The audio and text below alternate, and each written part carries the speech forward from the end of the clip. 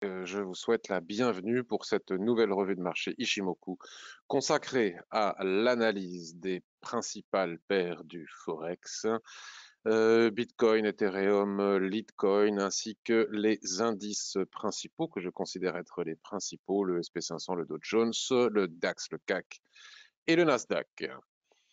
Euh, je vous remercie de votre nombreuse présence, hein. Vous êtes de plus en plus nombreux, semaine après semaine, à la fois dans le direct et puis ensuite à regarder les vidéos en rediffusion sur YouTube. Je vous présente mon site web que vous avez actuellement sous les yeux et en bas de la page d'accueil, vous avez cet avertissement sur les risques que je vous invite à lire. En attendant que tout le monde ait pris connaissance de cet avertissement sur les risques, je vous indique que ces revues de marché n'ont pas pour vocation à vous enseigner l'Ishimoku, ni à partager de quelconques signaux, voire des conseils en investissement, mais juste à faire une revue de marché selon ma vision et sous le prisme de l'Ishimoku. J'en profite aussi pour dire bonjour à toutes les personnes, comme ça, avant de commencer, qui prennent le temps de dire bonjour dans la panneau de commentaires. Vous avez la possibilité d'écrire des commentaires, de poser des questions. Dans l'onglet questions du petit panneau de configuration du logiciel GoToWebinar qui doit s'afficher quelque part dans un coin de votre écran. Alors, je commence par saluer Alec. Bonjour Alec, bonjour Marc, Enrique, Hélène, Henri, Antoine, Jean-Claude, Henri, Christian, Michael, qui salue tout le monde aussi. Tout le monde salue tout le monde. René, Jackie, Eric, Antoine. On peut supporter le bruit de la veste si c'est pour éviter une hypothermie. Non, ça va aller. C'est pas, je suis à Bordeaux, ça va aller. Il doit déjà faire pas loin de 12 degrés. Donc normalement, ça devrait aller. Béatrice qui nous remercie pour ce cours. Alors c'est très très très gentil Béatrice, mais justement c'est pas un cours, c'est une revue de marché. Les cours c'est directement via mes formations ou d'autres supports, mais celui-ci n'est pas une formation à l'Ishimoku. En tout cas, merci de ta présence Béatrice, Michael, Frédéric, Chamberlain. Suis-je le seul à ne rien entendre, nous dit Max. Il semblerait, Max, que tu sois le seul à ne rien entendre, mais si je te le dis, tu vas pas l'entendre non plus. Merci pour ce que tu fais, nous dit Évrard. Ben, je te remercie beaucoup, Évrard. Je vais bien, Pierre. Bonjour tout le monde, nous dit Anthony. Bonjour, Anthony. Tu as pu régler la question du nombre de personnes à se connecter. Absolument, Henri. Vous pouvez maintenant vous connecter jusqu'à 500 personnes. Je n'entends pas non plus, nous dit Chris. Est-ce que vous m'entendez les uns et les autres?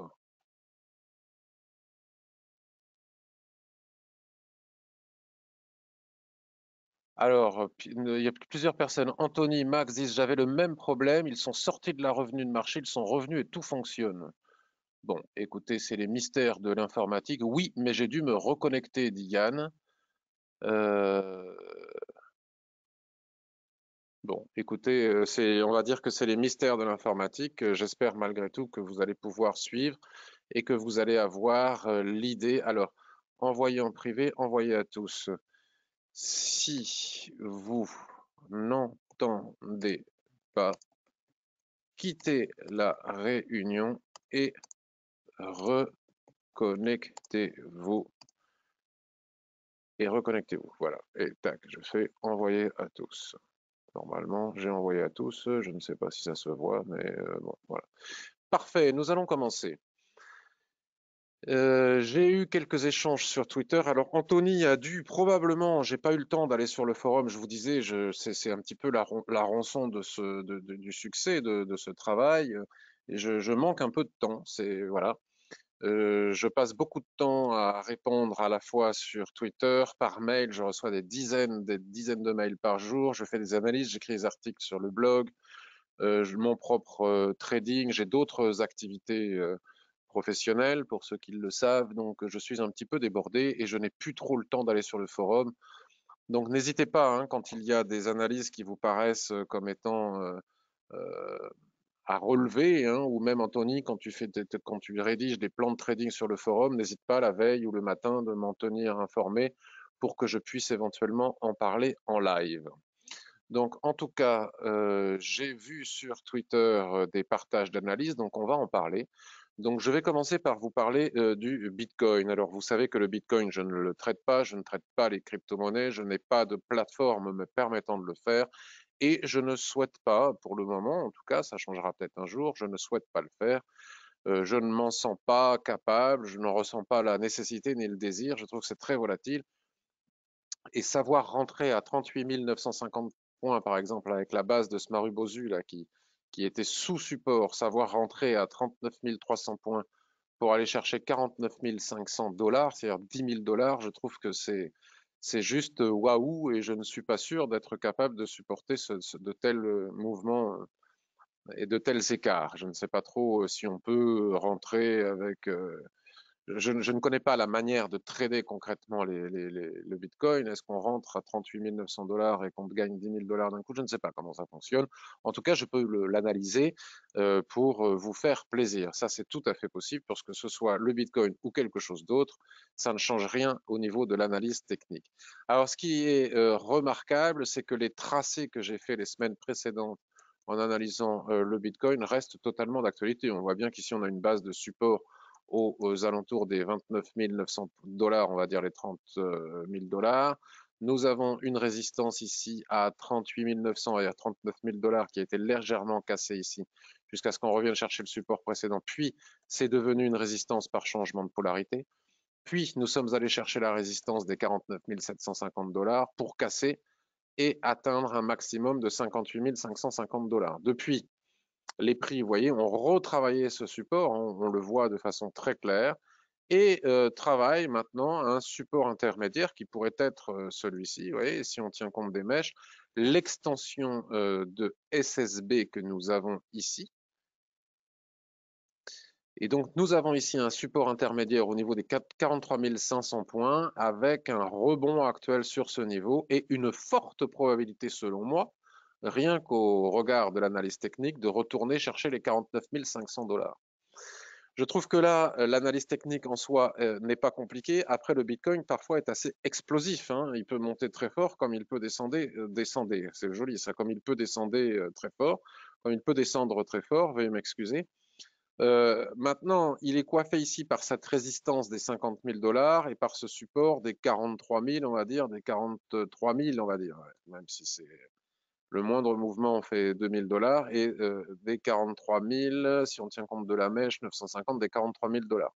Donc, tant qu'on ne sort pas à la baisse des 43 000 dollars ou qu'on ne monte pas au-delà des 50 000 dollars, on devrait pouvoir rester dans cette frange. Maintenant, ça peut, comme le Bitcoin a l'habitude de le faire, exploser dans tous les sens d'une seconde à l'autre. Au-delà de ce niveau de résistance, si on tient compte de la Tenkan-sen, des 50 500 dollars, on devrait pouvoir rejoindre les plus hauts, voire, qui sait, aller chercher de nouveaux plus hauts historiques.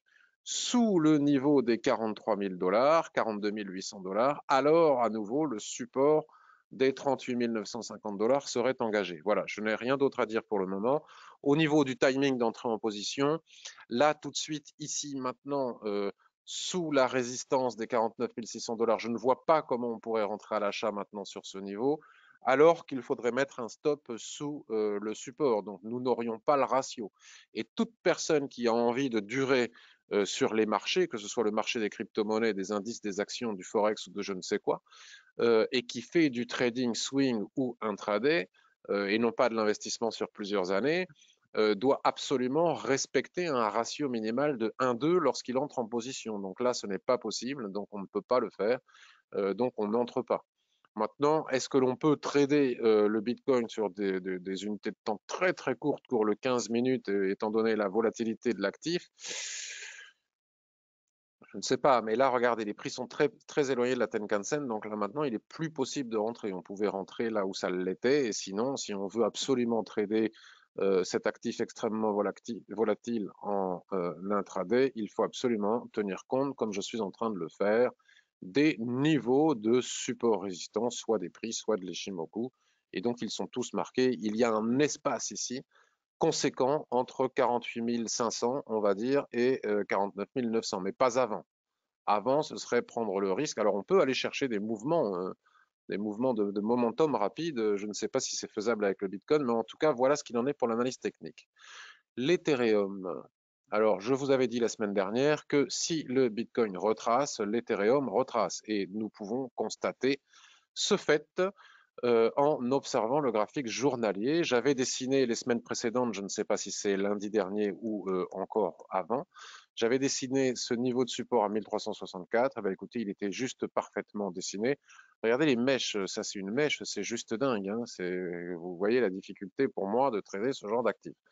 Nous avons un marteau ici qui se présente donc dimanche, puisque ça cote les week-ends, hein, ces actifs-là, qui s'est présenté ici dimanche sur ce niveau de support et qui indique une forte probabilité de rebond, mais en tout cas, tant qu'on ne casse pas le niveau de Kijun-sen ici qui est aligné au plat SSA, on ne peut pas tenir compte de ce marteau, sinon ça ne sert à rien d'avoir Ishimoku. Les gens qui n'ont pas Ishimoku sont peut-être déjà entrés en position, mais lorsque l'on a Ishimoku, on n'entre pas, même avec un marteau sur support, tant qu'on est sous la résistance d'une Kijun-sen, qui plus est alignée à une autre ligne de l'Ishimoku. Donc, selon moi, rien à faire tant qu'on ne casse pas le niveau des 1524, allez, je dirais même 1550, et après, nous avons 1628 en ligne de mire, puis 1714, etc., etc. Par contre, si on passe dessous, alors le prochain niveau de support relativement évident est à 1224. Voilà pour les niveaux. Le Litecoin, eh bien pareil, hein, quand le Bitcoin dévisse, il semblerait que les autres dévissent aussi, enfin dévissent, qu'il retrace, puisqu'il était tellement monté que ce n'est qu'un retracement. Et toutes les lignes que j'avais laissées tracer la semaine dernière sont tout aussi présentes. Bon, ben là, on a cassé avec ce passant de ceinture mercredi. On a cassé. Alors, ah oui, en clôture journalière mercredi, on a cassé avec ce passant de ceinture. Tout utilisateur de l'Ishimoku sait que la cassure, même par un Marubozu, qui est souvent un joli signal d'achat, toute cassure éloignée, dont le niveau de clôture serait éloigné de la Tenkan-sen, ne permet pas au trader qui utilise l'Ishimoku d'entrer en position, parce que le trader qui utilise l'Ishimoku sait que s'il fait cela, il risque de prendre le boomerang en retour en pleine figure, et c'est exactement ce qui s'est passé ici. Donc, celui qui n'utilise pas Ishimoku et suit des règles théoriques qui disent que la cassure d'une résistance avec un passant de ceinture ou une Marubozu est un signal fort, aura probablement perdu son trade. Celui qui utilise l'Ishimoku ne commet pas cette erreur, donc il n'aura pas perdu son trade. Ou alors c'est qu'il ne respecte pas les règles, et à ce moment-là, c'est un autre problème davantage psychologique que technique. Maintenant, les prix sont là.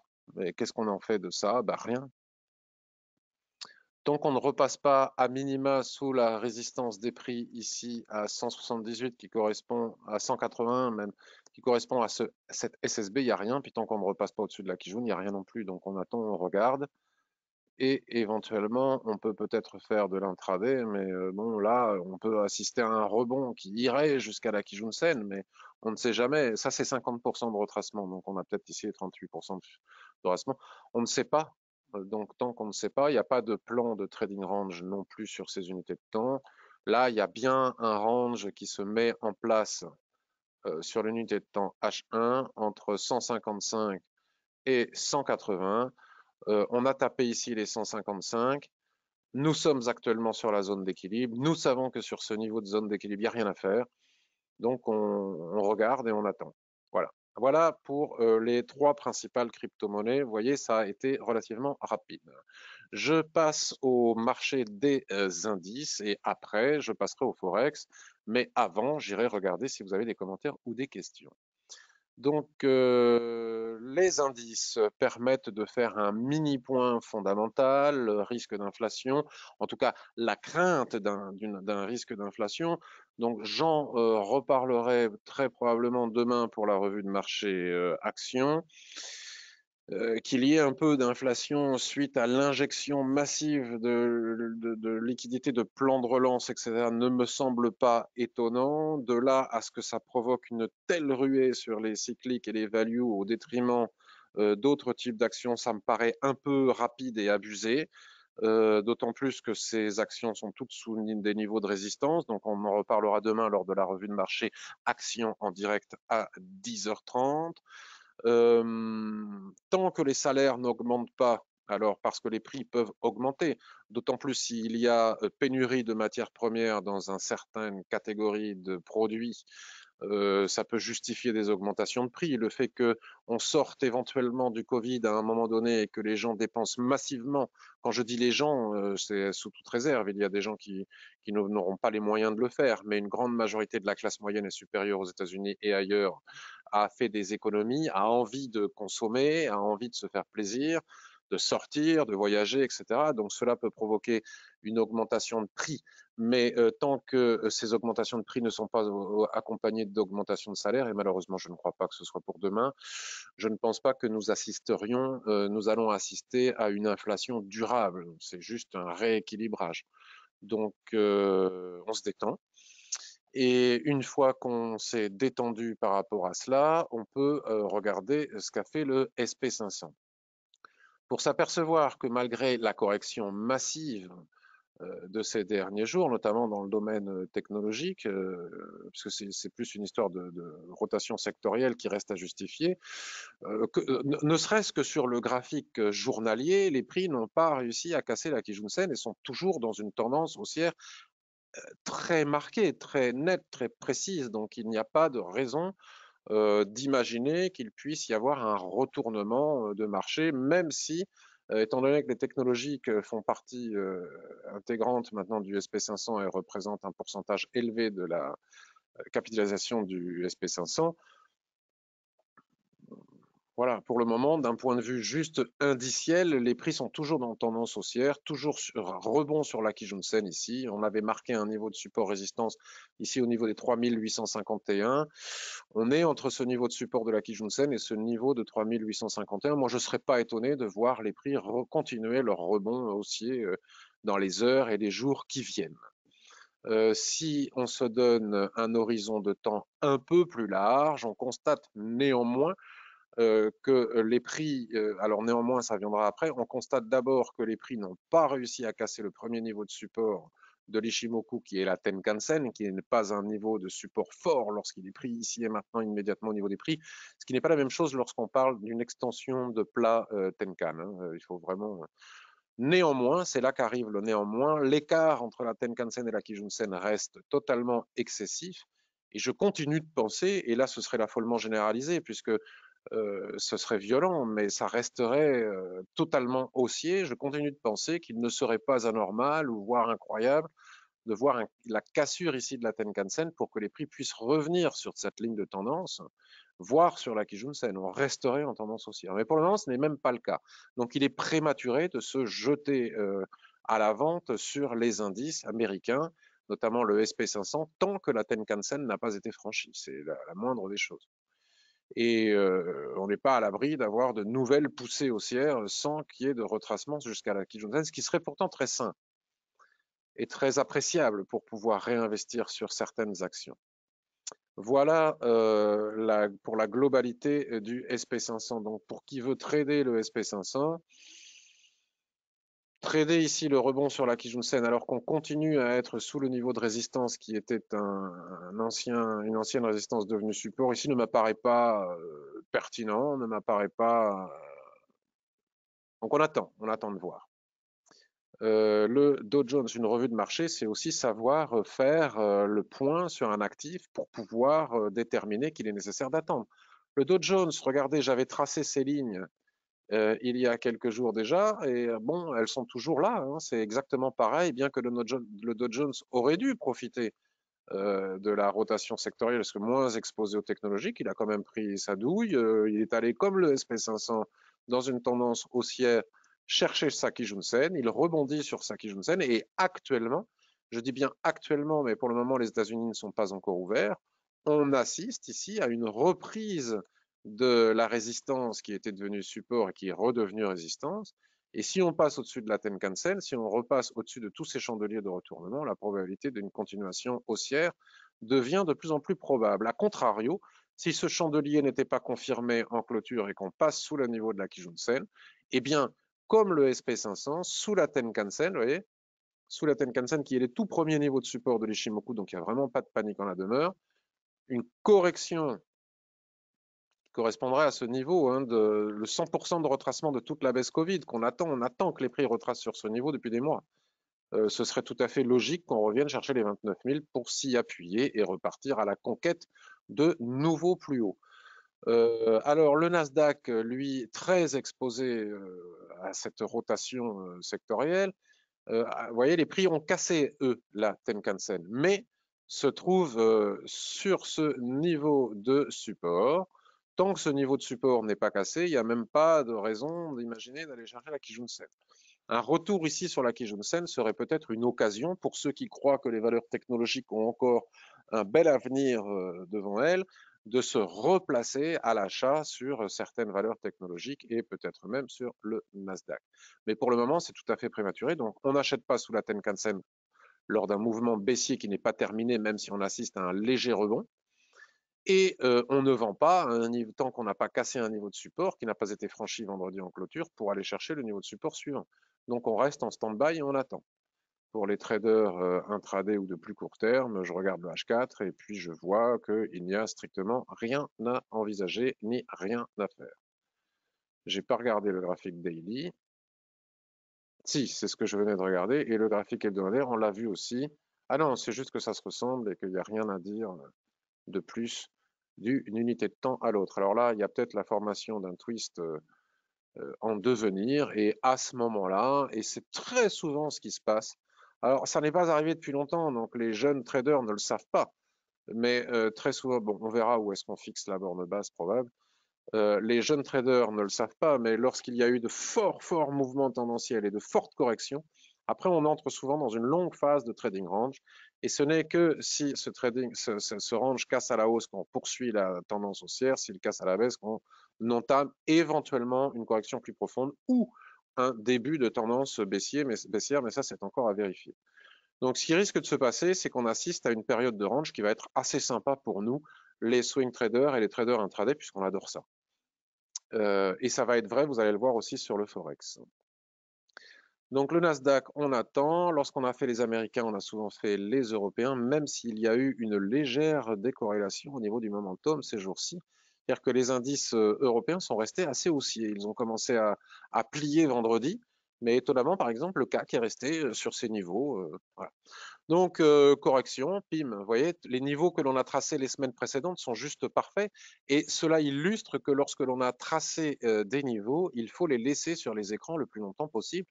Regardez, on avait tracé ce niveau, il a été cassé avec la correction, on est venu chercher le niveau suivant au point près, donc il n'y a pas de question à se poser. Et là, on a un retour haussier puisque les indices américains et Tokyo a fini en hausse, donc on assiste à un rebond ce matin. Vendredi, il y a eu un rebond des indices américains alors que les indices européens avaient déjà clôturé, donc c'est normal qu'on assiste à un rebond. On revient prendre, encore une fois, un petit peu comme le Nasdaq, le SP500, etc. Ça reste à confirmer, c'est-à-dire que là, ce matin, à l'heure qu'il est, mais nous sommes sur un graphique journalier, les prix tentent de repasser au-dessus de la résistance des 13 880, 13 900, on va dire. Mais ça reste à confirmer en clôture. Chikuspan repointe son nez au-dessus des chandeliers ici. Ça reste à confirmer en clôture. On n'est pas du tout à l'abri d'avoir une mèche ici et une redégringolade ici en cours de journée. Donc, qui peut le savoir? Personne. Donc, tant que ça n'est pas clôturé, on ne peut pas savoir. On peut, pour les traders intraday, et je sais qu'il y a des gens qui adorent trader le DAX toute la journée, donc on peut tracer des niveaux, et puis on peut en tracer d'autres, hein, des niveaux, et puis aller trader entre ces niveaux. Mais qu'est-ce qu'on a là? Vous voyez, là, moi, je traderai le DAX, je m'abstiendrai, quoi. Il n'y a juste rien à faire à mes yeux. Maintenant, sur le DAX, il y a trop d'incertitudes. Je regarde le DAX en H1. On a un twist en formation, bien malin, celui qui arrive du premier coup à tracer la borne. C'est pas évident du tout. Bon, voilà, donc elle n'a pas été tapée, donc on ne vend pas. Là, il y a bien la Tenkan-sen, quelque chose à faire sur ces niveaux en 15 minutes, mais pas pour moi. Donc voilà, donc je préconise l'attente et l'observation, parce que face à des mouvements violents comme ceux auquel on a assisté la semaine précédente, un lundi matin, il convient d'attendre, et en particulier d'attendre comment vont réagir les marchés américains à partir de 15h30. Donc si on ne veut pas perdre et ne pas subir de mouvements violents, il est préférable de s'abstenir, d'attendre et de regarder. En tout cas, tous les niveaux techniques sont là et les tendances demeurent parfaitement haussières. Le CAC 40. Le CAC 40, vous voyez, il ressemble comme deux gouttes d'eau ce matin au DAX. Là, le range est facile à tracer. Bim, ça c'est fait. Ça c'est quand ça? Vendredi à 17h, puisque c'est le futur, il a décidé de rebondir en suivant le rebond des indices américains en fin de journée. Là, il est sur un niveau de résistance dans son range intermédiaire. Ça ne passe pas. On attend. Si on casse ici en cours de journée les 5008, la probabilité de retourner chercher les 5825 est forte, ce qui serait la borne haute du range. Voilà. Rien de plus pour le moment. Sur un horizon de temps plus lointain, mais regardez, ça ressemble comme deux gouttes d'eau à ce qu'on vient d'observer sur le DAX, toujours enfermé dans ce rectangle. Tant qu'on ne passe pas sous le Platencan ici, qui est sous la borne basse du range que l'on vient d'étudier et qui est un niveau ici de support-résistance important, tant qu'on ne passe pas sous le niveau des 5600, 60, 50, on n'ira pas chercher la Kijun-sen qui se trouve à 5600. Il faut réussir, regardez, ce doji est magnifique, hein, forte poussée baissière, beaucoup de traders intraday rentrent ici, parce qu'ils n'ont pas compris qu'il y avait une résistance, un support juste en dessous, sont contents, ça commence à baisser, se font croquer leur stop et ça remonte. Donc il ne faut pas être impatient. On l'a le niveau de support ici. Pourquoi voulez-vous trader sous, au-dessus, vendre au-dessus? Tant qu'on ne casse pas les niveaux des 5650, on ne va pas chercher le niveau des 5600. A contrario, si on casse les 5825, eh bien les 5900 sont en ligne de mire. 5950, 5850, 5850, 5900. Le CAC, n'oublions pas que c'est lent. Donc voilà pour les cryptos et les indices.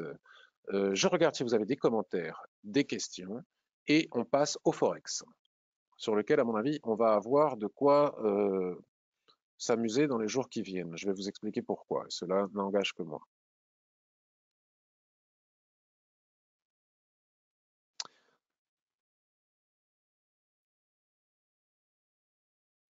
Alors, toujours les problèmes de son, hein.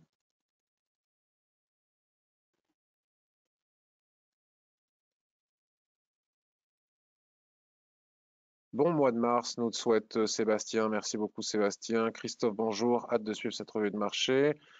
Des bonjours. Alors, ensuite, voilà, le son refonctionne. Alors, Ryan n'arrive toujours pas à entendre malgré 3 relances. C'est pénible les problèmes informatiques, hein, comme ça. Beau signal Ishimoku Box M15 sur l'USD Yen, d'accord. Evrard souhaite, avec un ratio de 1,3 en M15, on va regarder. Alors Anthony, j'ai répondu la même chose sur le DAX ce matin sur le forum. Tenkan-Ekdo égale Kijun Daily en support, pas de vente tant qu'elle ne casse pas. C'est super de voir que nous avons la même lecture, Anthony. Merci beaucoup. Pas de son, Gérard, bah, décidément, hein. Hello Patrick, je sais que normalement tu ne le fais pas, mais un petit avis rapide sur GBP NZD. On va voir si j'ai le temps. Première revue de marché en direct pour moi depuis la Polynésie Donatien. Et Christophe, un autre Christophe nous souhaite bonjour. Ben, bien le bonjour à la Polynésie Donatien. Alors, donc n'hésitez pas à aller voir l'analyse d'Anthony sur le forum section DAX, hein. Vous trouverez beaucoup d'analyses et de commentaires et de choses sur le forum. Et s'il vous plaît, je vous demande de bien vouloir, alors gentillesse, de ne pas que les lire, mais d'aussi savoir y répondre, ne serait-ce qu'avec un bonjour et merci. Ça fait toujours plaisir aux gens qui se donnent la peine d'écrire une analyse, même si on leur dit bonjour et merci et qu'on ne participe pas à l'analyse technique, de savoir qu'ils sont lus et qu'on les remercie pour le travail de partage qu'ils passent. Bien, alors, alors sur Twitter tout à l'heure, avant de commencer la revue de marché, nous avons parlé d'AUD Yen, AUD CHF et Euro USD. Donc on va commencer par la UD Yen parce que nous avons Jérémy, ça ce rectangle c'est moi qui l'ai tracé, mais on va l'oublier, on va l'enlever. quitte à le remettre après. Jérémy, me semble-t-il, a parfaitement bien repéré cette tendance haussière en daily, parfaitement bien repéré, et ça c'est normal, AUD Yen c'est corrélé un petit peu tout ce qui est aux indices, hein. Donc AUD Yen est venu taper ici sa Kijun-sen et Jérémy se demandait si une fois qu'on aura fait le constat, si ce constat est réalisable en clôture, c'est-à-dire que les prix n'ont pas cassé la Kijun-sen, ne serait-il pas pertinent d'envisager un achat sur ce niveau? Alors, techniquement parlant, à la vue du graphique daily, je pense que oui, mais si l'on va voir le graphique hebdomadaire, là, on est confronté à une mauvaise surprise pour la poursuite des achats. Premièrement, la Tenkan-sen qui est trop séparée de la Kijun-sen, cela est un signe de surachat extrême, confirmé par ceux qui ne savent pas lire les Shimoku par les stochastiques, hein. C'est facile à lire, les stochastiques, les RSI, les MACD, etc. Hop là, et si on observe bien, ce niveau de résistance que les acheteurs ont tenté de casser, vous voyez, la mèche ici, ça c'est significatif. J'adore ce genre de graphique parce que les mèches, personne n'en parle, mais les mèches des chandeliers japonais, c'est juste un outil qui est proche de la perfection pour révéler l'état de la masse. C'est-à-dire que là, on voit la résistance, les acheteurs sont gorgés de points, de pips, etc. Donc, ils peuvent prendre le risque de ne pas encaisser les bénéfices et de tenter de casser la résistance. Ils tentent de casser la résistance, mais les vendeurs ne sont pas complètement neuneux et voient exactement comme nous que cette résistance n'a pas été franchie depuis mars 2018. C'est quand même pas rien. D'ailleurs, regardez, pour qui ne sait pas voir une résistance, la SSB ici en extension est pile poil sur le niveau. Donc là, que font les vendeurs? Ils font exactement la même chose qu'ils font depuis mars 2018. Ils disent aux acheteurs, vous êtes bien mignons, vous vous êtes gavés ici de gâteaux, donc là, maintenant, s'il vous plaît, vous allez sortir, digérer, et on va prendre la main sous ce niveau de résistance. Et c'est ce qui explique la mèche, c'est-à-dire que les acheteurs essayent d'enfoncer la résistance, les vendeurs leur disent non, non, non, rentrent massivement à l'avance, une masse d'acheteurs constate que ça ne passe pas, donc qu'est-ce qu'ils font? Ils encaissent leurs bénéfices et nous assistons à cette magnifique étoile filante. C'est pas compliqué à comprendre, il faut juste savoir lire et c'est là qu'on voit que le trading c'est quand même quelque chose de basique. Donc, acheter la Kijun-sen ici qui doit correspondre grosso merdo à la Tenkan-sen hebdomadaire dans le sens de la tendance daily est un signal technique merveilleux, une magnifique lecture de l'Ishimoku, mais nous ne pouvons peut-être pas le faire tant qu'on n'a pas, ça serait ballot d'entrer ici sur le niveau des 81 pour prétendre revenir chercher les 83, les 84, même s'il y a beaucoup de centaines de points. Ça a déjà été fait, les acheteurs ont pris leurs bénéfices, les vendeurs prennent la main. Je crains que dans ces conditions-là, il soit compliqué d'acheter la Kijun Daily. Voilà. C'est dommage, ça c'est quand? C'est vendredi, c'est quand? C'est le 22 février, la semaine. On repasse en daily et on constate donc ça, vu, étant donné, alors moi je ne l'ai pas vu, puis c'était jeudi, à quelle heure, on ne sait pas. Pourquoi je vois pas? Parce que je vois pas l'heure, c'est normal, c'est en clôture. Donc forcément c'est 23 heures. Donc vous voyez, les vendeurs ne sont pas complètement neuneux, comme je disais, mais des fois moi je me pose la question un petit peu. Je me demande quelle est l'heure. L'heure c'est 23 heures. Donc ce passant de ceinture, cette couverture en nuage noir sous la résistance de 2018 offrait un superbe signal de vente. Donc là maintenant, vendre maintenant au niveau du timing alors qu'on est sous la Kijun Daily et que après tout pourquoi pas, peut-être que les acheteurs, une résistance elle est faite pour être cassée, c'est pas parce qu'elle n'est pas cassée depuis mars 2018 qu'elle ne le sera pas. En tout cas, si après retracement, puisque retracement il faudrait qu'il y ait, quoi qu'il en soit, si en clôture hebdomadaire, les prix venaient à réussir à casser ce niveau de résistance, moi je pense qu'on serait confronté là à un magnifique signal d'achat. Les acheteurs ne casseraient pas une telle résistance juste pour prendre 50 points et s'en aller. Même s'il y a des niveaux de résistance ici avec les extensions. Alors regardons ce que nous dit le graphique mensuel. Le graphique mensuel, ben voilà, on est sous la résistance des 85. Au-delà des 85, je pense que les 88 sont engagés, hein, ce qui est le prochain niveau de résistance. Là, étant donné le surachat extrême, étant donné que ça ne passe pas depuis 2018, il faudrait plutôt chercher des ventes. Alors, on ne peut pas le faire maintenant parce qu'on est sous la Kijun-sen, mais là, c'était un signal idéal. Vendredi soir en clôture, il fallait le voir, mais c'était un signal idéal. Après, si on investit en swing trading, c'est un peu embêtant de rentrer sous la Tenkan-sen, hein. C'est un peu pareil que le SP500, etc.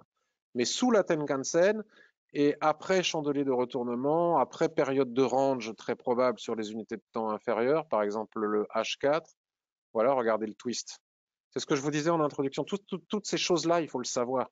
Après de forts mouvements tendanciels et de fortes corrections, il y a souvent une longue et belle période de dérive latérale, voilà, qui s'amorce comme ça. Donc là, on n'a pas encore tapé le bas.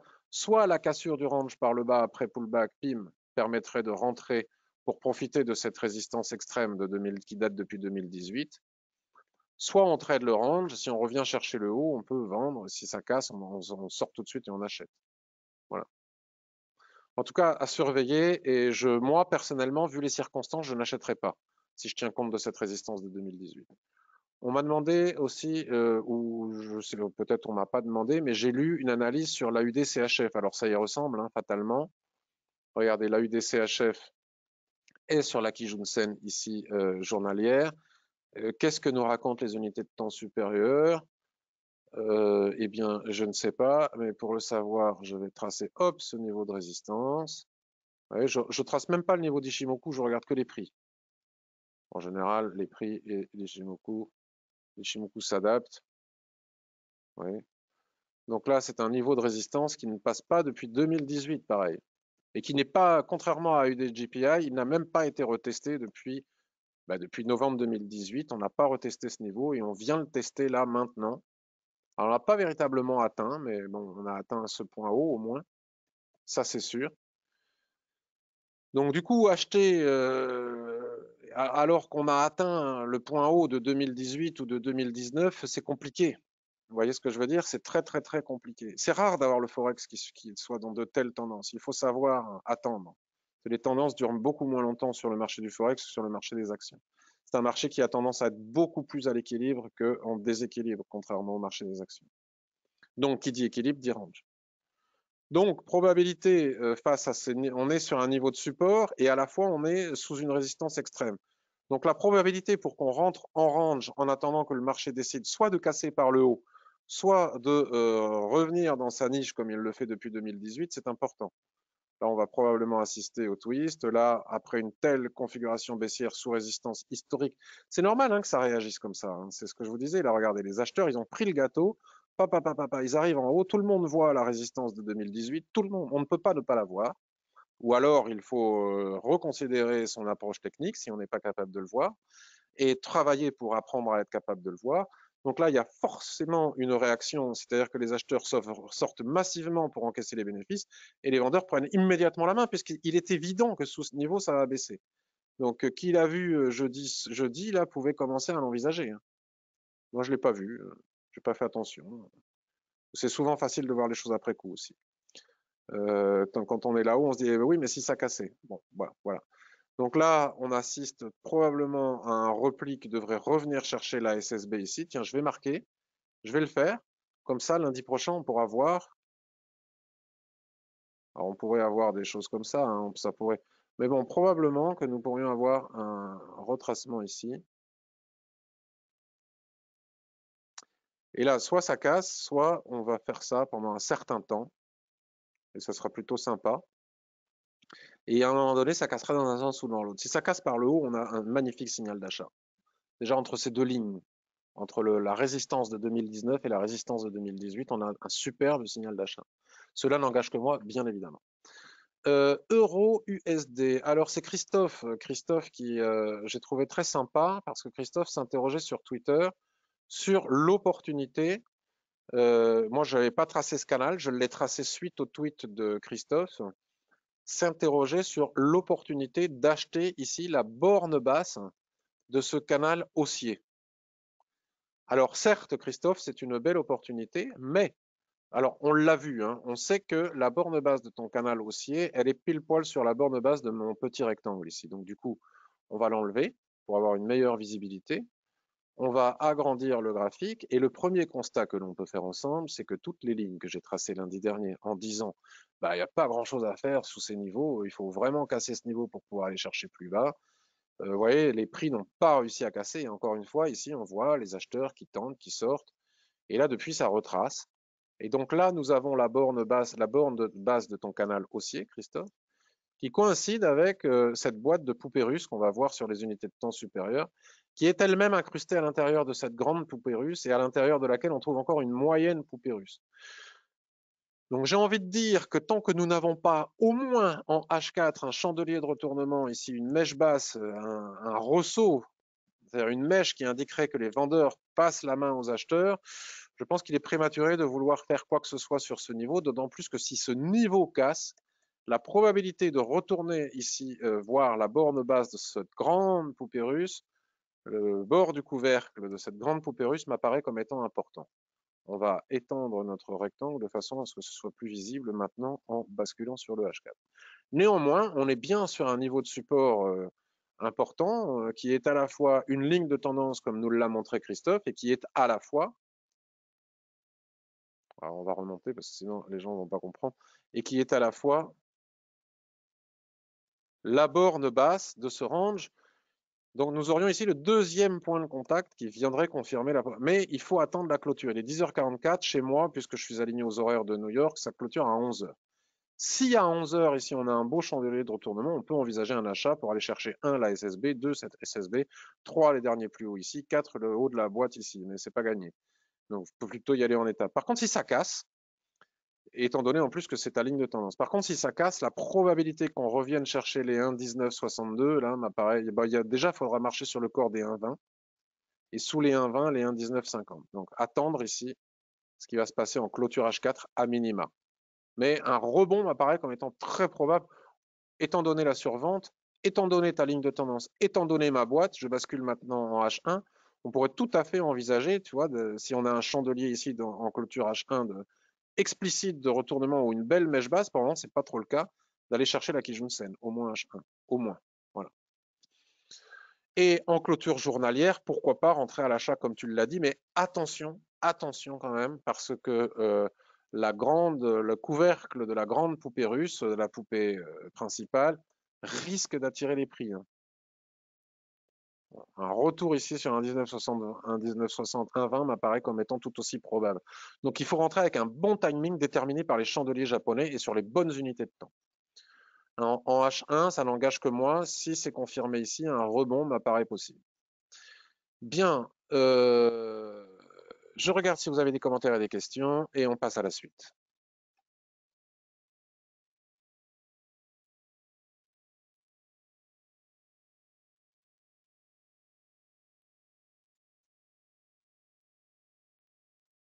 Merci Christophe, tu me dis pour mon analyse de l'euro USD, ben, tant mieux si ça te satisfait. Alors, vous me demandez GBP NZD. Alors, en ce qui concerne le Forex, je peux répondre plus facilement à vos demandes d'analyse la veille, voire à, il y en avait une sur AUDCHF, c'est pour ça que je l'ai faite, voire à vos questions en direct, parce que j'ai moins de demandes, vous êtes très nombreux à participer, voire plus que pendant les revues de marché actions. Mais paradoxalement, j'ai beaucoup moins de demandes d'analyse en amont. Donc, si vous avez parfois des analyses en direct, comme ça, je peux parfois y répondre. GBP NZD, est-ce que je l'ai dans ma mèche? Alors, GBP dans ma mèche, dans ma liste, ben, je ne le vois pas. GBP NZD, je ne sais pas que je traite jamais, ça m'arrive, mais je ne l'aide pas parce que vous le savez, hein, c'est la paire, on appelle cette paire celle qui a des mèches assassines. C'est-à-dire que les mèches compliquent le placement des stops pour le trading intraday ou pour le trading swing, parce que les mèches font souvent, voyons, vérifions ici, 1,8866, 1,8524 et 150 points à la mèche. Donc pour mettre les stops, c'est pas pratique. Et pour obtenir des ratios, c'est pas pratique non plus. Alors GBP NZD, je suis en daily. Eh bien en daily, le nuage est à l'horizontale, il a twisté ici. Là, la paire est dans une boîte qui fait comme ça. On est parti du haut comme toujours. On est venu chercher la zone d'équilibre, rebond sur la zone d'équilibre. Là, franchement, à part regarder, il n'y a pas grand-chose à envisager compte tenu des mèches. Alors, au-dessus des 1,9314, au-dessus des 1,9314, les 1,9411, il y a presque 100 points quand même à prendre là. Sont engagés, mais il y a bien des résistances intermédiaires, donc c'est compliqué de trouver le bon timing avec le bon niveau de stop pour aller trader dans cet espace sur une paire aussi volatile que GBP NZD qui fait des mèches assassines. Ce n'est pas facile. Alors pour le moment, le meilleur plan que l'on ait jusqu'à présent, on en a des superbes sur AUD Yen, AUD CHF, mais il faut attendre. Et dans l'immédiat, qui risque de se présenter rapidement, on a euro-USD. Alors M15 GBP-NZD, tu vois, il faudrait casser les 1,93, donc on va rien faire. Ouais, il n'y a rien à faire, quoi. Il n'y a rien à faire tant qu'on n'est pas passé au-dessus des 1,9316, parce qu'on ne va pas trader avant le chiffre rond. Ça ne se fait pas. Et si ça casse sous les 1,92, 1,91, 85,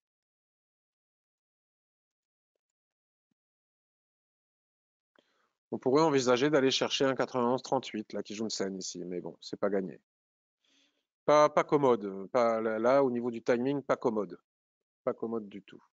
AUD-USD, puisque AUD-USD, voilà, Christophe en parlait aussi sur Twitter. Je ne voudrais pas te dire de bêtises, mais j'ai lu un plan plus ou moins baissier. Alors oui. Alors AUD-USD, quel niveau de prix est-il allé chercher? Vous voyez, j'avais tracé des niveaux au-dessus. Il n'est pas venu chercher ses plus hauts, lui, de 2018.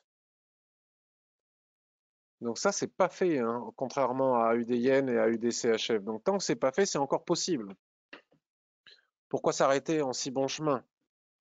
Néanmoins, après une poussée extraordinaire rare sur le marché du Forex, telle quantité de semaines consécutives à l'achat, nous avons assisté à un avalement magnifique ici le 22 février, c'est ça, la semaine du 22 février, qui a cassé la Tenkan-sen. Donc on pourrait envisager un retour au niveau de la Kijun-sen.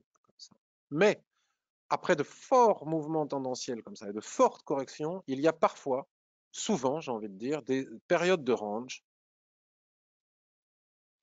Donc, tant que le range qui se met en place ici, alors quand je dis range, les puristes me tapent sur les doigts puisque j'ai pas de point de contact en haut, j'en ai qu'un, j'en ai là, donc ils me disent, mais il est où ton range? Mais oui, mais nous avons Ishimoku, donc nous pouvons déterminer la probabilité forte d'un range avant même qu'il soit perçu par les chartistes. Ça, c'est une autre histoire et il faut savoir et connaître l'Ishimoku pour comprendre de quoi je parle. Donc, je reviens sur le graphique journalier, j'ai un niveau de support évident, là, sous le range, ici, tac. On va le tracer parce qu'il faut en tenir compte. J'en ai un autre ici. Et en weekly, nous en avons d'autres. On a un principal, on va dire, ici.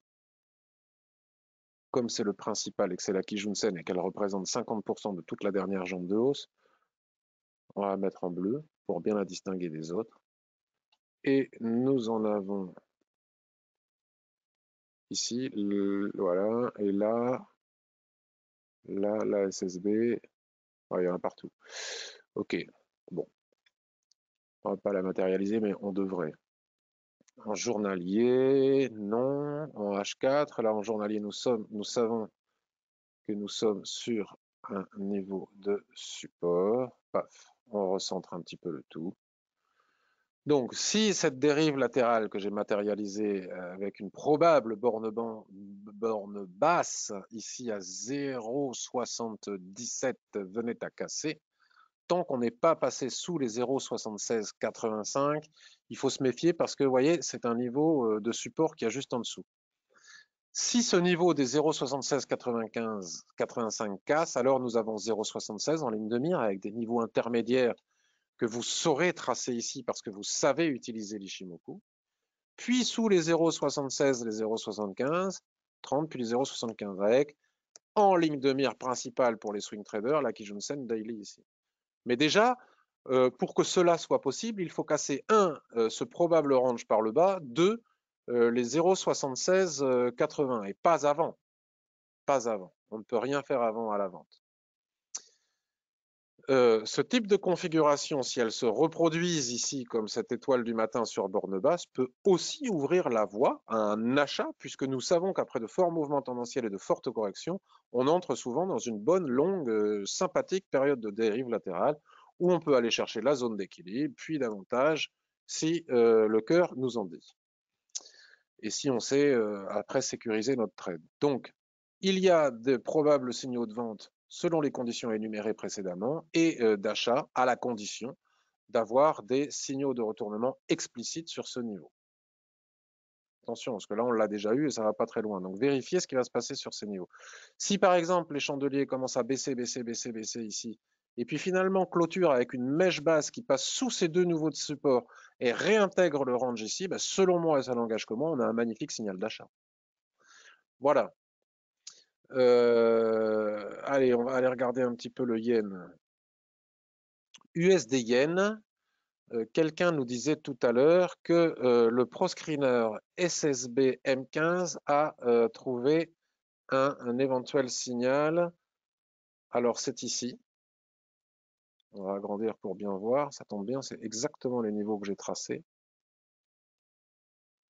C'est ici. Donc on va descendre ici ma ligne exactement sur ce niveau. Enfin pour le moment c'est en train d'être dépassé. Donc tant que c'est dépassé, c'est dépassé. On bascule en 15 minutes. Alors je ne sais pas à quelle heure il l'a détecté. Mais en tout cas, voilà. Nous avons, selon ce proscreener, la possibilité ici avec cette étoile filante. Alors, des fois, c'est rarissime que ça ne marche pas, mais là, nous serions peut-être en train d'insister à une difficulté. Mais en même temps, j'ai envie de dire, nous avons ici une étoile du matin sous cette ESSB hebdomadaire et souvent les prix réagissent fort sur ce niveau et on vient chercher assez facilement la Kijun-sen qui est juste en dessous. Ici, si on passe en clôture M15 au-dessus des mèches, c'est mort. Les gens qui ont fait ça auront perdu leur trade. Ça arrive, hein, on ne peut pas tous les gagner. Hein. On les gagne quasiment tous, ceux-là, mais on ne peut pas tous les gagner. Et vous avez vu, j'avais tracé une droite juste au-dessus. Je ne sais pas à quoi elle correspondait, sans doute au plat Kijun qui est ici. Et cela peut expliquer cela. Alors, vous savez que j'ai gagné mon trade USD Yen hein, que j'ai partagé. Alors, j'ai reçu des mails qui me disent oui, Patrick, tu dis que tu partages tes trades en direct sur le forum, mais on ne trouve pas où. Alors, c'est fait exprès que vous ne trouviez pas facilement où, parce que sinon, on pourrait me reprocher de donner des signaux ou de partager. C'est-à-dire que si j'entre en position, je l'indique immédiatement sur le forum, et c'est ce que j'ai fait ici. Cela ne veut pas dire que vous allez trouver facilement pourquoi ni comment.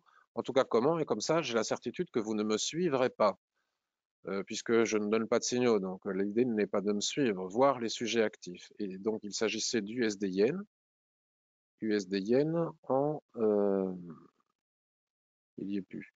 En intraday. Alors, attendez. USD Yen, intraday. Vous savez que moi, je trade très peu et que je fais partie des gens qui ont la conviction qu'il n'est pas nécessaire de beaucoup trader pour gagner de l'argent. Donc, j'ai annoncé, vous voyez, le 25 février à 17h14, conformément au plan établi et partagé lundi lors de ma revue de marché, je suis rentré à l'heure indiquée, hein, il y a peut-être un léger décalage de quelques minutes. Donc là, je n'ai pas indiqué les niveaux puisque j'ai dit qu'ils étaient sur le graphique avec un ratio de 1,7. Donc on ouvre le graphique et on voit que je suis rentré à 126,25, que j'avais un stop à 105,97 et un TP, ici on ne voit pas très bien, mais à 106,74. Donc j'ai bien indiqué mon entrée en position en direct. Quelques instants, bonne entrée, me dit Sanji, c'est gentil, merci beaucoup, manque de bol. Bonjour, mon trade annoncé hier, 2 postes plus haut est perdu. Mais si j'en ai l'occasion, je re-entrerai. Donc là, vous avez pu voir que j'ai perdu mon trade. Et donc, j'en ai re-eu l'occasion le 26 février à 14h23 et j'indique ici en temps réel que j'ai acheté de nouveau à 106,27 avec un stop à 106,12 et un TP à 106,74, donc avec un ratio de 3. 18h un vendredi, très proche du but, il est temps de sortir, blablabli, blablabla, et je montre que contrairement au trade précédent, que l'on voit ici d'ailleurs, qui a été perdu, celui-ci a été gagné. Et grâce au ratio de 2 pour 1, et voir là j'ai eu un ratio supérieur à 2, me semble-t-il. Là c'était 3 et là c'est supérieur à 2 de toute façon. Donc là j'ai perdu 1% de mon capital et là j'ai gagné plus de 2% et quelques de mon capital. Donc à l'arrivée j'ai fait 2 trades, j'en ai perdu un, j'en ai gagné un, j'ai gagné de l'argent. Voilà. Donc c'est comme ça que j'annonce mes trades et non pas comme si j'étais un site de signaux où on voit un endroit, toujours le même, puisque je ne veux pas être forcément suivi et que je ne veux pas qu'on me reproche de donner des signaux. Donc vous voyez, le plan SSB M15 est toujours, tant qu'on ne passe pas au-dessus des 106,73 en clôture, on peut gagner ce trade, hein, qui est déterminé par le proscreener SSB M15 et qui donne de merveilleux signaux. J'insiste parce que je ne fais pas partie des gens qui disent oh là là, il y a plein de signaux positifs, j'ai un algorithme qui tue, qui casse tout. Mais franchement, ce proscreener donne de merveilleux signaux. qui sont très, très, très souvent gagnants. Bien, où il n'est pas simple de respecter le ratio de 1 pour 2, par contre. Alors, USD-Yen, puisqu'on y est, restons-y. Sur le graphique journalier, tiens, j'en profite aussi pour vous rappeler, parce que j'ai eu plein de demandes aussi par mail à ce niveau-là, donc je me permets une autre petite parenthèse. Ça, c'est le forum. Pourquoi j'ai plus le site? Je ne sais pas. Donc, on vient sur mon site ici. Ici, blog. Vous allez sur le blog. Page 2, me semble-t-il. Non, encore plus simple. Vous allez dans formation. On me demande comment on fait pour acheter tes formations avec le compte personnel de formation. J'ai découvert moi-même que j'avais un compte personnel de formation, ma femme aussi, et des fois, on n'est pas au courant, avec une certaine somme d'argent dessus. Et cela permet maintenant, si vous le souhaitez, d'acheter mes formations. Donc, pour le savoir, non, alors c'est pas ici, il faut acheter le pack avec les deux formations. Et je ne rends pas la chose hyper facile. Regardez ici, 495 € si vous l'achetez directement sur le site. Mais si vous cliquez ici, vous voyez qu'il est possible, le tarif est beaucoup plus cher, j'explique pourquoi, que vous pouvez acheter mes formations avec votre compte CPF. Et parfois, on a la surprise de savoir qu'on a des sous sur ce compte CPF, alors qu'on ne savait même pas que ça existait. Donc, autant en profiter si vous voulez vous payer cette formation. Voilà. Donc, on revient sur USD-Yen. Alors, USD-Yen, on a tracé les résistances en question. Donc, si la résistance actuelle, que les prix sont en train de travailler là en ce moment, là, et que le SSB M15 a détecté au niveau des 110,70 casse, alors nous avons 107 en ligne de mire.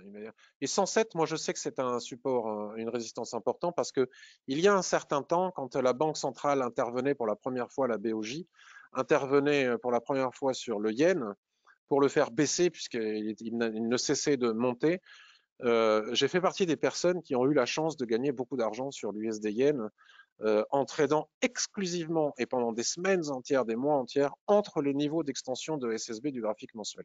Donc les niveaux de résistance support de l'USDN, je les connais par cœur. 105, 105.5, 102, 107, 110, 110, alors là je commence à avoir des lacunes, 112, je les connais par cœur. Donc là, si les 110, 70 cassent, mais on est totalement suracheté, donc c'est pas gagné d'y arriver tout de suite. En tout cas, la probabilité pour qu'on aille chercher les 107 est importante, sauf que là maintenant, pour qu'il n'y ait pas dedans, c'est difficile de rentrer en étant sur un tel niveau de surachat. D'ailleurs, vous voyez, les 107, c'est la SSB qui est ici. Je vais vous montrer cela parce que c'est toujours intéressant de savoir, et c'est là où le passé et l'expérience jouent leur rôle, parce que quand on a eu un certain temps d'aussi belles opportunités sur un actif, eh bien, on ne les oublie pas de sitôt.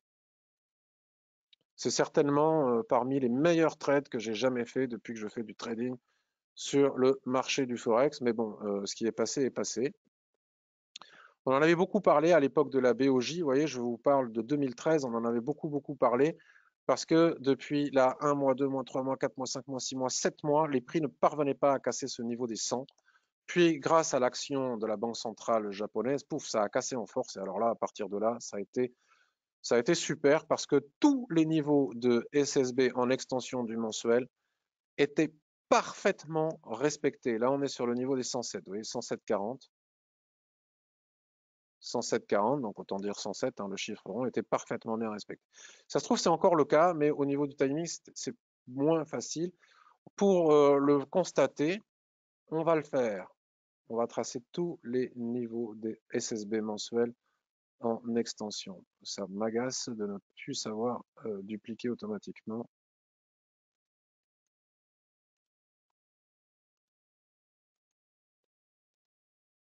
Là, je vous donne des billes, hein, je vous apprends des choses que je ne devrais pas vous apprendre puisque ces revues de marché n'ont pas vocation à vous apprendre quoi que ce soit. Et là, maintenant, je les ai peut-être pas toutes tracées. On est où là? Ici. On va le faire ici aussi, hein, tant qu'on y est, allons-y. Et on va basculer sur du H4 pour voir. Et on va regarder si ces niveaux jouent toujours leur rôle comme c'est le cas depuis, comme ça a été le cas aussi longtemps. Bah regardez. Je vous laisse observer de par vous-même. Février 2021. On est en quoi? On est en mars 2021. Voilà. Et là, maintenant, nous avons le niveau des 107 et au-dessus, on a tracé des 107,50. Après, il y a le niveau des 110 qui est un niveau majeur. Bah, d'ailleurs, il est là, 109,85. Ouais. Donc ces niveaux sont des repères extrêmement utiles pour trader l'USD Yen.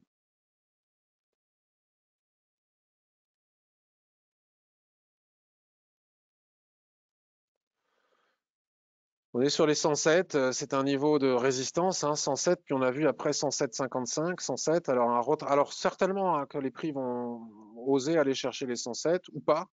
Là, on va avoir un retracement tout de suite. Un retour sur les 106,15, voire les 105,92 ici la Kijun-sen serait peut-être à mettre à profit pour un achat et aller chercher les 107,50 qui sont un niveau majeur d'extension de SSB du mensuel.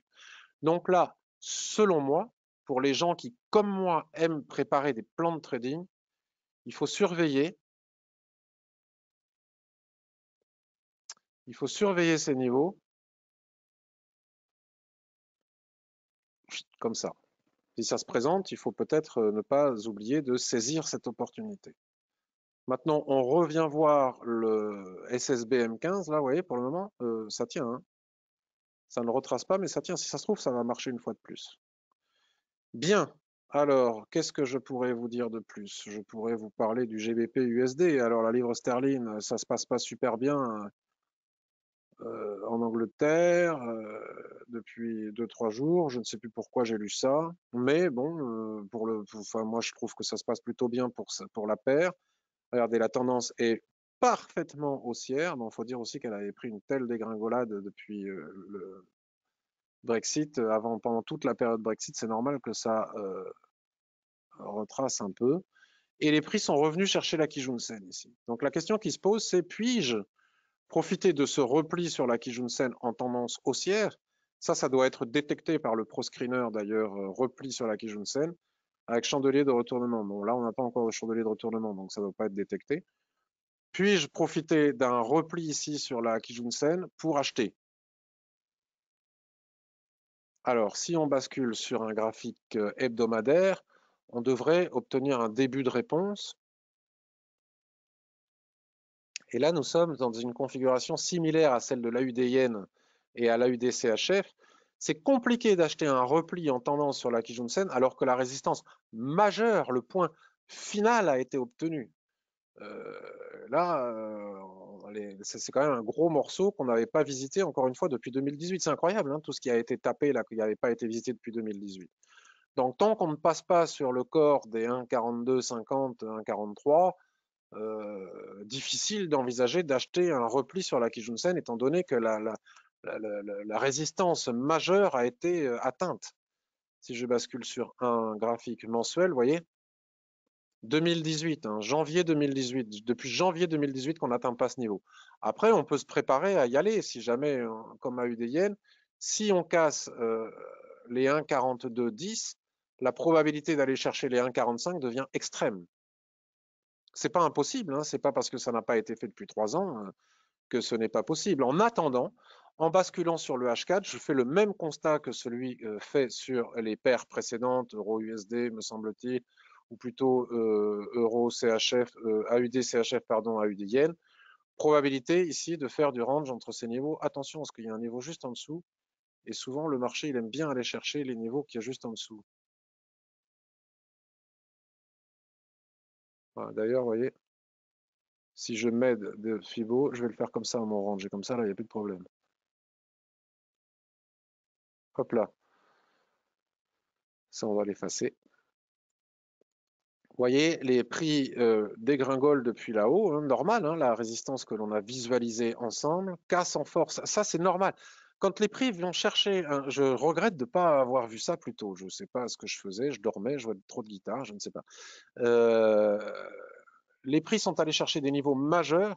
Là, il fallait s'attendre à des corrections violentes. C'est juste normal.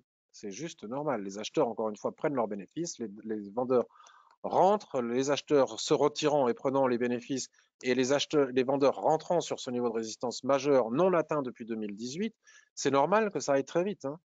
Et ça, c'est des situations rares dont il faut savoir profiter, ce que je n'ai pas su faire. Mais en tout cas, ça s'explique très clairement. C'est pas que c'est la Berzina ou je sais pas quoi, ou que le vaccin ne fonctionne pas au Royaume-Uni, ou je ne sais pas quoi, c'est juste technique.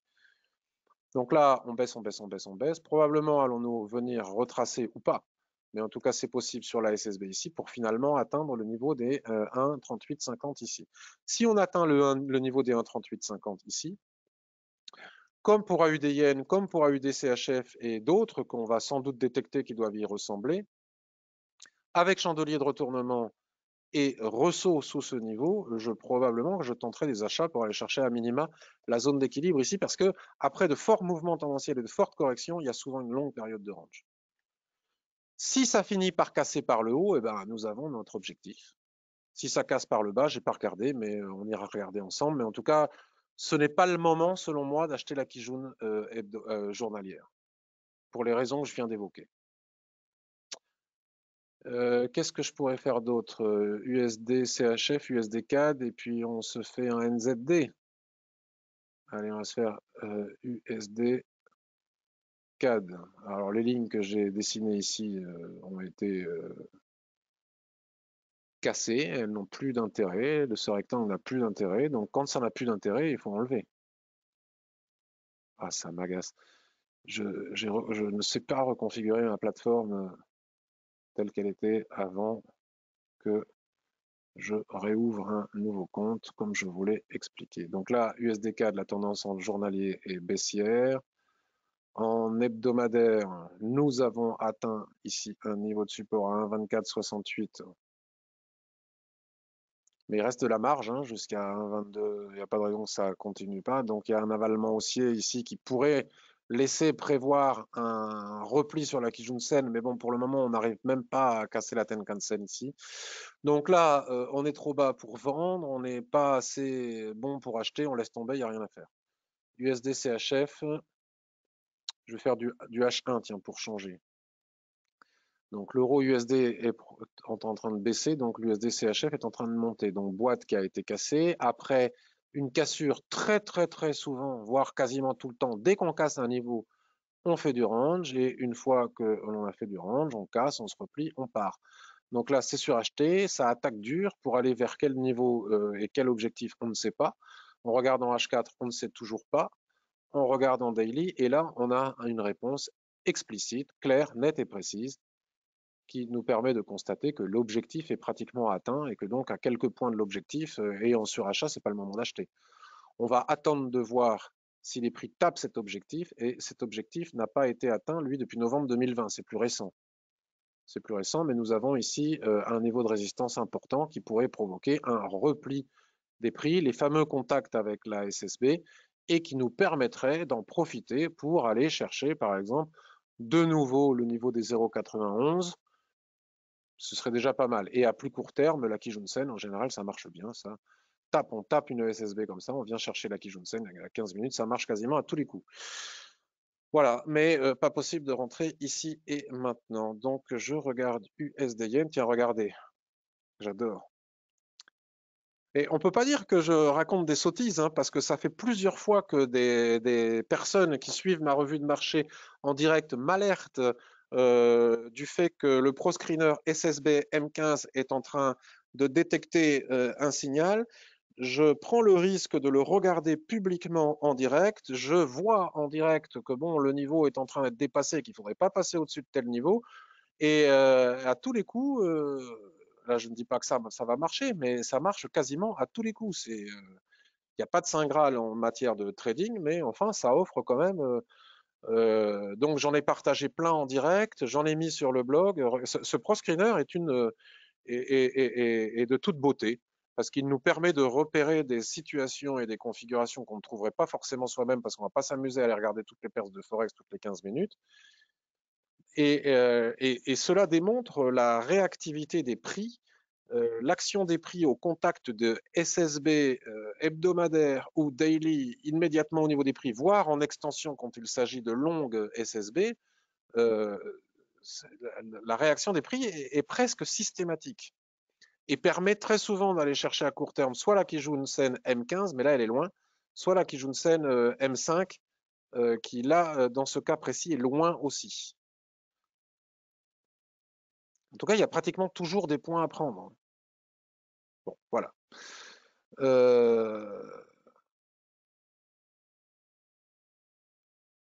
Evrard, et merci pour l'USD Yen, ça me rassure, j'ai compris comment utiliser le ProScreener. Oui, parce qu'il ne faut pas l'utiliser n'importe comment, parce que parfois il détecte des configurations de contact des prix avec une SSB daily ou hebdomadaire, mais pour autant, il n'y a pas matière à entrer en position, soit parce que ça l'a dépassé, soit parce que ça l'a dépassé en clôture, soit parce qu'il n'y a pas de repli possible sur la Kijun Sen. Voilà. Bon, là, elle est loin, hein. Vous pouvez utiliser ça sur les indices aussi, sur le DAX, sur le CAC, etc. Comment peut-on avoir ce ProScreener, nous dit Pierre-Henri? Eh bien, soit en l'achetant sur Ishimoku Box, dans un lot, hein, c'est un lot, c'est un package de ProScreener, soit les personnes qui ont acheté mes deux formations Chandelier japonais et Ishimoku l'obtiennent gratuitement. Ou si vous l'avez acheté par le passé, mes deux formations, vous pouvez l'obtenir gratuitement aussi en m'écrivant. Alors, je regarde si vous avez des questions ou des commentaires.